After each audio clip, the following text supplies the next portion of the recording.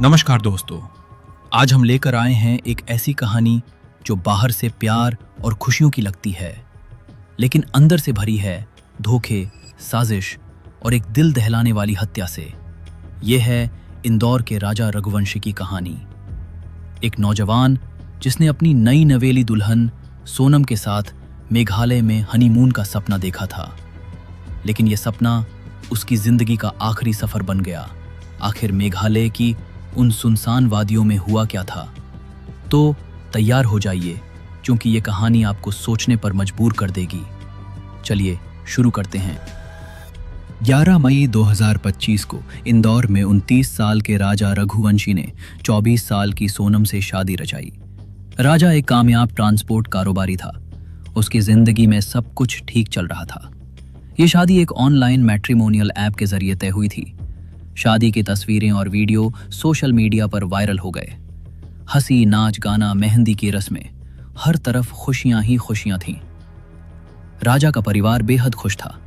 सोनम की मुस्कान ने सबका दिल जीत लिया था। हर कोई यही सोच रहा था कि ये जोड़ा जिंदगी भर साथ रहेगा। लेकिन शादी के सिर्फ 9 दिन बाद 20 मई को राजा और सोनम हनीमून के लिए मेघालय के लिए निकल गए। चेरापूंजी की बारिश और हरी भरी पहाड़ियां हर जोड़े का सपना होती हैं। दोनों वहां रोमांस और खूबसूरती में खो जाना चाहते थे। लेकिन 23 मई को कुछ ऐसा हुआ कि पूरा माहौल बदल गया। राजा और सोनम अचानक गायब हो गए। उनके परिवार को जब यह खबर मिली तो वो पूरी तरह से परेशान हो गए। परिजनों ने तुरंत मेघालय पुलिस को सूचना दी। पुलिस ने अपनी जांच शुरू की और चेरापूंजी के एक कैफे के पास उनकी किराए की स्कूटी मिली। स्कूटी में चाबी लगी हुई थी, लेकिन राजा और सोनम का कोई पता नहीं था। सवाल उठने लगे, क्या ये कोई हादसा था या फिर कोई अपहरण? 10 दिन तक कोई सुराग नहीं मिला। फिर 2 जून 2025 को मेघालय पुलिस को एक खौफनाक खबर मिली। चेरापूंजी के वेई साव डोंग फॉल्स के पास एक गहरी खाई में राजा रघुवंशी की लाश मिली। उसका गला कटा हुआ था, सिर पर 2 गहरे घाव थे। पुलिस ने पाया कि हत्या एक तेज धार वाले माचिट से की गई थी, जिसे वहां के लोग दाव कहते हैं। राजा की सोने की अंगूठियां, चेन और नकदी गायब थी। पोस्टमार्टम रिपोर्ट में साफ कर दिया कि ये कोई हादसा नहीं था, ये एक सोची समझी हत्या थी। लेकिन सोनम का कोई अता पता नहीं था। राजा का परिवार पूरी तरह टूट चुका था। उसकी मां और भाई पुलिस स्टेशन के चक्कर काट रहे थे। वो जवाब मांग रहे थे कि आखिर उनके बेटे के साथ हुआ क्या।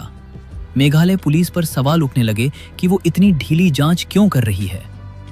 हर किसी के मन में एक ही सवाल था, सोनम कहाँ है? क्या वो भी किसी खतरे में थी?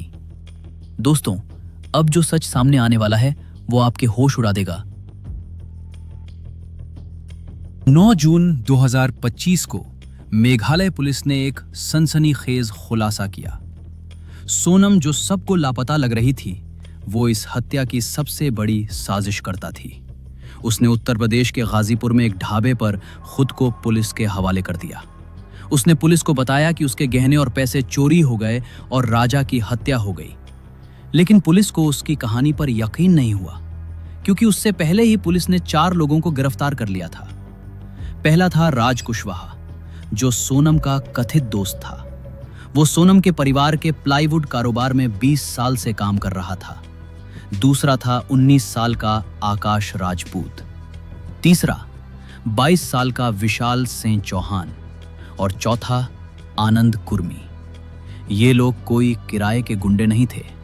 ये राज कुशवाहा के दोस्त और रिश्तेदार थे, जो उसकी वफादारी में इस हत्या में शामिल हुए। पुलिस ने खुलासा किया कि सोनम और राज ने शादी से कई महीने पहले फरवरी 2025 से ही इस हत्या की साजिश रचनी शुरू कर दी थी। लेकिन सवाल ये था, राजा का कसूर क्या था? आखिर क्यों रची गई इतनी खतरनाक साजिश?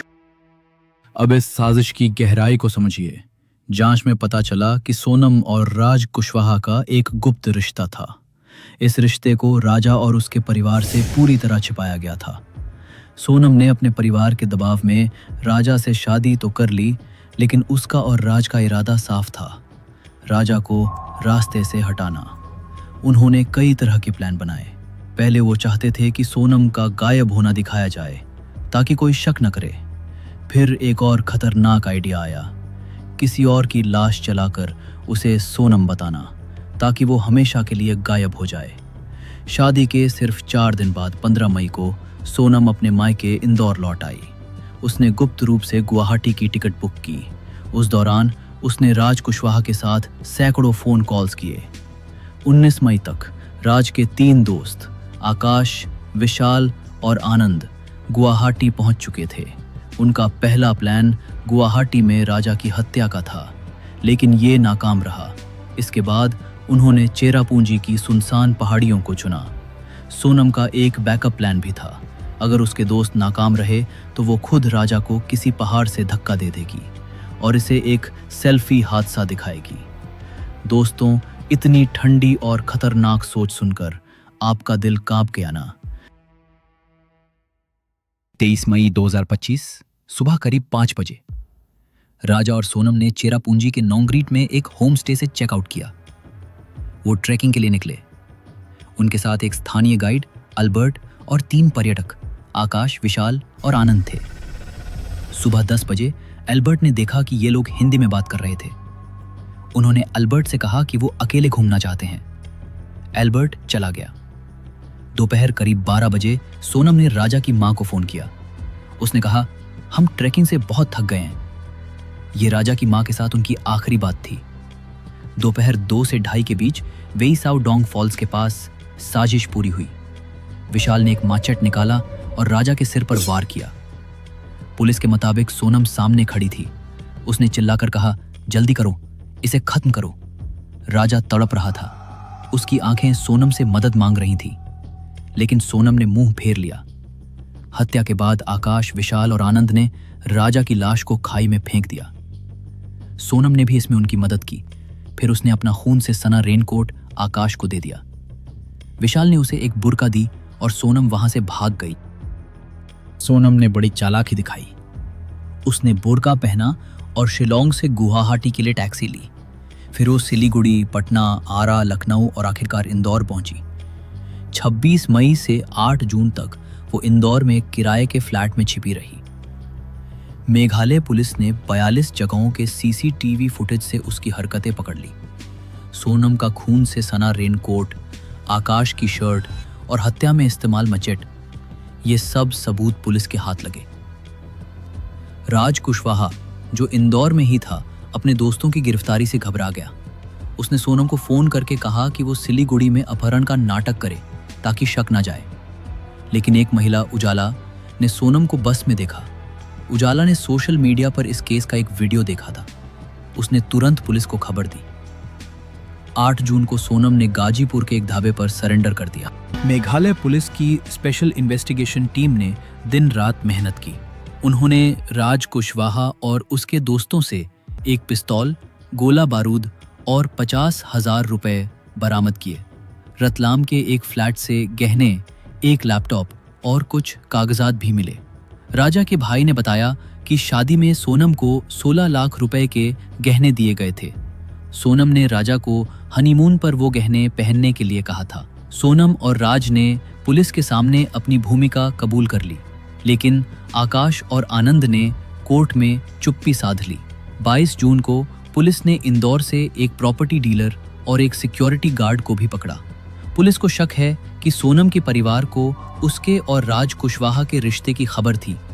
जांच में पता चला कि राज कुशवाहा ने संजय वर्मा के नाम से सोनम के साथ 119 कॉल्स किए थे।